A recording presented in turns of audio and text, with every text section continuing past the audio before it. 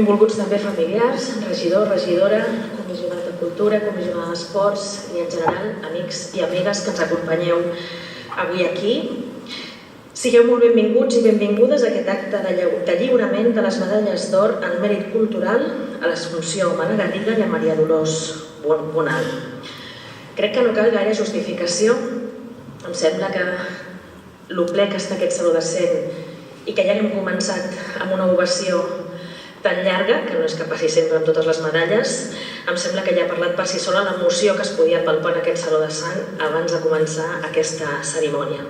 Però deixeu-me dir algunes poques paraules d'alguna de les motivacions que ens porten avui aquí i que segurament també l'emoció que s'ha respirat amb aquesta ovació inicial és que potser hem trigat una miqueta massa de temps en donar aquestes medalles, però benvingudes siguin, encara que sigui tard, perquè la ciutat realment necessita fer-vos aquest reconeixement. Vull dir que no és tant per vosaltres, sinó que és per nosaltres.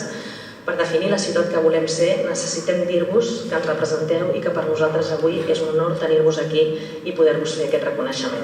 En nom del consistori, exposi també els mèrits que les dues guardonades avui tenen i que justifiquen aquesta concessió. Saludo a la senyora Mireia Hernández, directora de l'Escola Municipal de Camponsí, que farà la glosa de la guardonada, Maria Dolors Bonal, i el senyor Manel Valdivieso, que és director musical i artístic de la JOM, de la Joventut Orquestra Nacional de Catalunya, que farà la glosa de la guardonada Assumpció Mare Garriga, regidors, regidora, comissionada. Bé, com dèiem, no cal justificar-ho, però jo voldria incorporar alguns elements.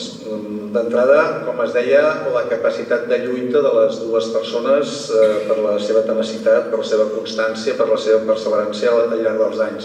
Ara fa uns moments l'Assumpció Mare Garriga deia parla molt que ens mereixem aquestes medalles, però tota la feina que hem fet no pensàvem pas en el reconeixement. El fet és que al cap dels anys aquesta feina continuada, negada i persistent i feta amb qualitat i amb esforç acaba tenint aquest tipus de reconeixement. A la manifestació que es va produir en el moment de la mort de Puigantic, el passeig de Sant Joan, el març del 74, quan ella va ser víctima d'una colla de brètols que la van treure dels seus 600 i diguem-ne la van apallissar en moments especialment delicats.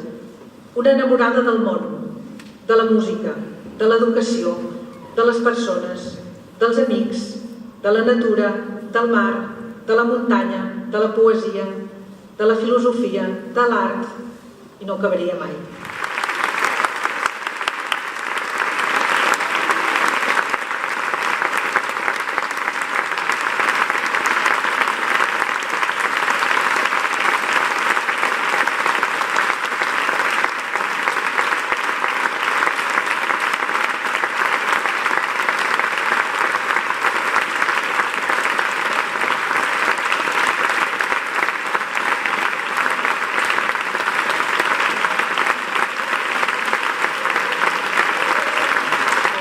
Una mica impressionada, la veritat. El meu més gran agraïment a tot el consistori de l'Ajuntament de Barcelona i en especial a l'alcaldessa Ada Colau. Vull també donar les gràcies a tota la gent que us heu mobilitzat, inclús des de Lledó, per venir a acompanyar-me en aquest acte d'un guardó tan important que m'ha causat tan gran sorpresa que encara no he reaccionat.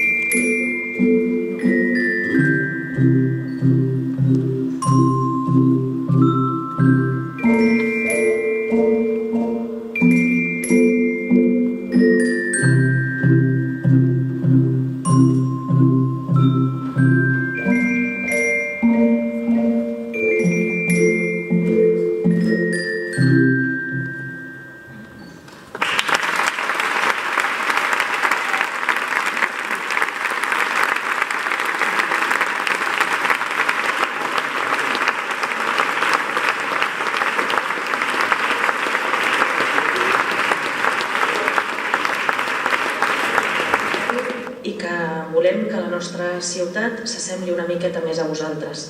Per tant, és un compromís el que assumim avui aquí, un compromís oficial i ferm a fer tot el que estigui a les nostres mans per regar les llavors que vosaltres heu plantat, per mantenir l'impuls als projectes que vosaltres heu sabut fer créixer i per fer que el vostre llegat us transcendeixi i que efectivament defineixi la nostra ciutat. I concretament, perquè això podrien semblar paraules buides o abstractes o genèriques, concretament ens comprometem aquí, i estic segura que és un sentir ampli del consistori i no pas només meu personal, ens comprometem que efectivament hem d'extendre encara més els ensenyaments musicals i artístics a les nostres escoles i als nostres barris. Creiem fermament que això és important per l'educació dels nostres infants i en general pel benestar de la nostra ciutat i per la seva felicitat, que finalment no hi ha tasca més important que treballar per la felicitat de la nostra ciutat. Així que, de fet, en aquest mandat, alguna cosa en aquest sentit hem fet amb un pla de barris que el que volia era treballar en els barris amb indicadors de vulnerabilitats més grans i creiem fermament que treballar contra les vulnerabilitats socials, és a dir, contra les desigualtats i les injustícies, perquè finalment al darrere de les vulnerabilitats sovint el que hi ha és injustícia i desigualtat, doncs per lluitar contra les desigualtats no és només una qüestió d'ajudes socials, no és només una qüestió d'inversions urbanístiques i d'equipaments, és una qüestió d'educació i de cultura per poder garantir una igualtat d'oportunitats real i no només.